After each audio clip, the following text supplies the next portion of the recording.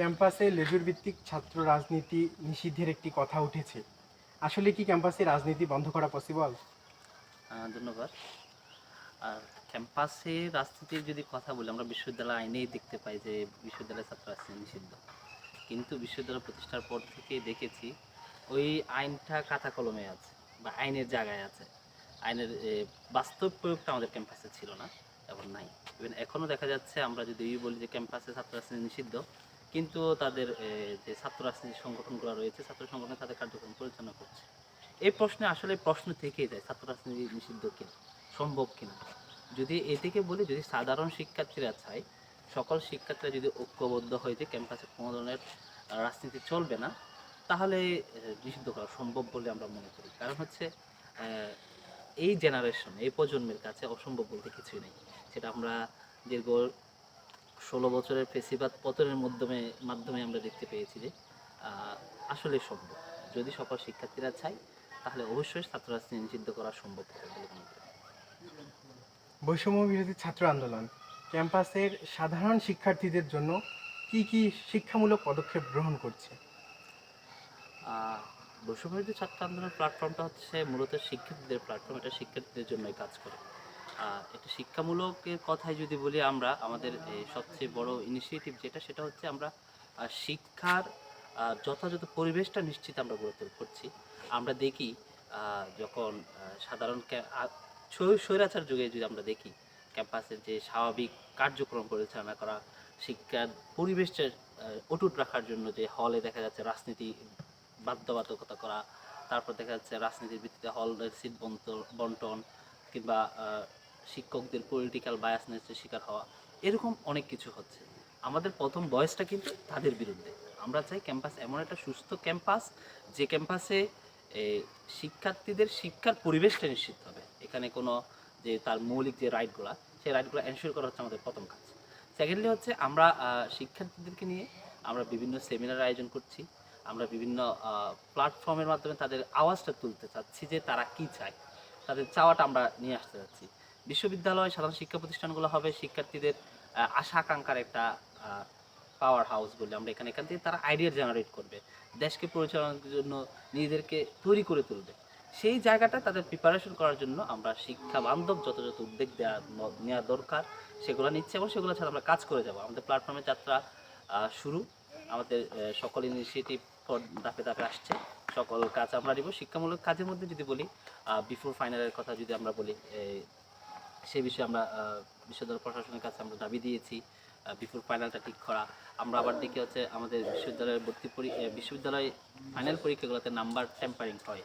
এটা হচ্ছে মূলত হচ্ছে আমাদের এই সিস্টেমটা খুব একটা ডেভেলপ না। আমরা দাবি জানিয়েছি যেন আমাদেরকে ইউনিক আইডি দেওয়া হয়, এবং আমাদের পরীক্ষা খাতার মূল্যায়নটা যেন আমাদের যে নির্দিষ্ট রোল নাম্বার, রেজিস্ট্রেশন নাম্বার যেভাবে চিনতে পারা যায়, এখানে একটা ইউনিকনেস চলে আসে, টিচার আসলে বুঝতে পারেন সে কার খাতাটা ইভ্যালুয়েশন করছে। এরকম একটা আমরা দাবি দিয়েছি প্রশাসনকে।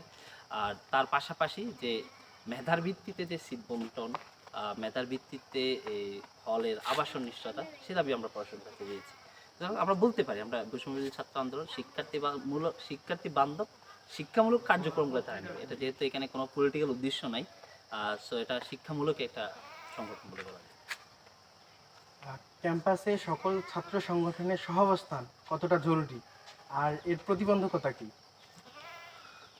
ক্যাম্পাসে সকল ছাত্র সংগঠনের সহাবস্থান তো অবশ্যই দরকার।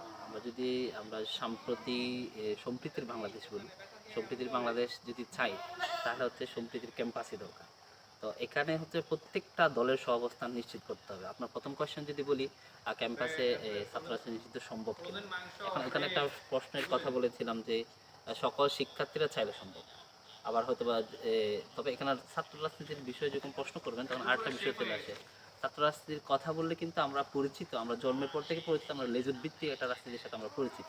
আমরা দেখেছি লেজুর ভিত্তিক রাজনীতিটা দেখা যাচ্ছে শিক্ষার্থীর অধিকারের কথা না বলে তারা হচ্ছে তাদের দলের কি বলেছে সেটা বাস্তবায়ন করার জন্য তারা উঠে পড়ে লাগে। যার কারণে তাদের যে শিক্ষার্থীর ছাওয়া পাওয়াটা তাদের কাছে প্রাধান্য পায় না, বরঞ্চ তারা তার দলীয় চাহিদা, যেটা তার দলের যেটা সিদ্ধান্ত নেয় সেটা বাস্তবায়নের জন্য তারা তৎপর হয়ে থাকে। যার কারণে হচ্ছে লেজুর ভিত্তিক রাজনীতি হলে তাহলে এই সহাবস্থানটা কখনো সম্ভব না। যদি রাজনৈতিক দল যদি থাকে কিংবা তারা যদি ক্যাম্পাসে কাজ কার্যক্রম পরিচালনা করতে হয়, তারা অবশ্যই সহাবস্থানের মূলক অবস্থানে আসতে হবে। শিক্ষার্থীদের কল্যাণের জন্য তাদের সহাবস্থানমূলক কাজে আসবে। এখন এখানে একটা প্রশ্ন থেকে যায় যে সহাবস্থানের কথাই যদি বলি, আমরা দেখতে পাই একটা ছাত্র সংগঠন আরেকটা ছাত্র সংগঠনের প্রতি অভিযোগের আঙুল তোলে, একটা যদি একটা কি বলা হয় হিংসার একটা প্রতিযোগিতা তারা চর্চা করে যাচ্ছে। তাহলে এইটা যদি চলমান থাকে তাহলে সহাবস্থান কখনো সম্ভব না। যদি এখানে যে তারা যদি শিক্ষার্থী বান্ধব ভালো কাজের প্রতিযোগিতায় নামে তাহলে সম্ভব হবে। যদি তারা একে অপরের প্রতি শত্রুতামূলক চিন্তা ভাবনা নিয়ে একে অপরের প্রতিদ্বন্দ্বীকে ধরে নিয়ে যদি তারা ক্যাম্পাসে সহাবস্থান চায় তাহলে এটা কখনো সম্ভব না।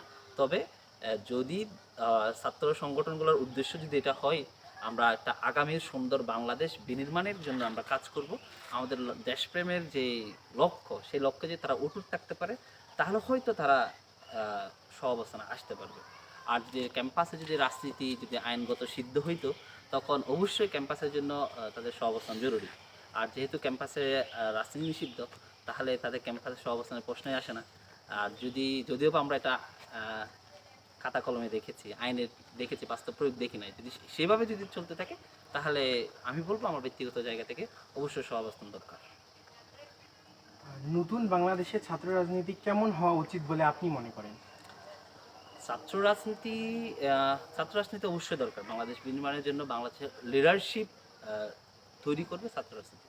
আর ছাত্র রাজনীতির জন্য বর্তমানে আমরা একটু আগে তো বললাম যে লেজুর ভিত্তিক ছাত্র রাজনীতির কথা চলে আসে। এই যে লেজুর ভিত্তিক ছাত্র রাজনীতি কিন্তু প্রকৃত লিডারশিপটা তারা তুলে আনতে পারে না।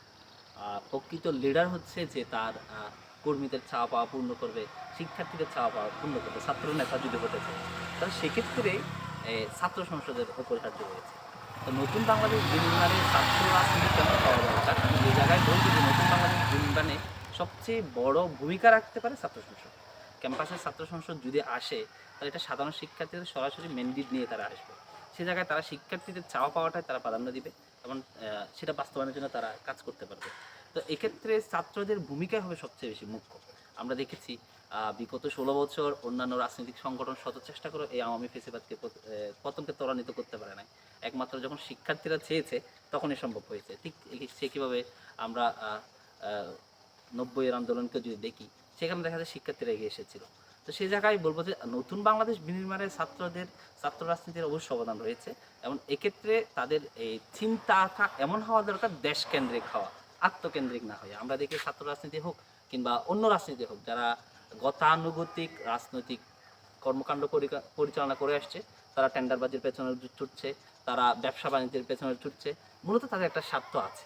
কিন্তু আপনার রাজনীতির উদ্দেশ্যটা হবে এখানে হচ্ছে আমার দেশপ্রেমটা যদি আপনি নিয়ে আসতে পারেন, আপনার রেগুলার স্টুডেন্টের মাধ্যমে যে রাজনীতি পরিচালনাটা হয়, তাহলে এক্ষেত্রে একটা পরিবর্তন আনা সম্ভব। বাংলাদেশ বিনির্মাণে তারা যথার্থ ভূমিকা রাখতে পারবে যদি সেটা শিক্ষার্থী বান্ধব হয় এবং শিক্ষার্থী সে নিজেও যদি একজন শিক্ষার্থী হলে তো সে রাজনীতি করতে রাজনীতি করতে পারবে।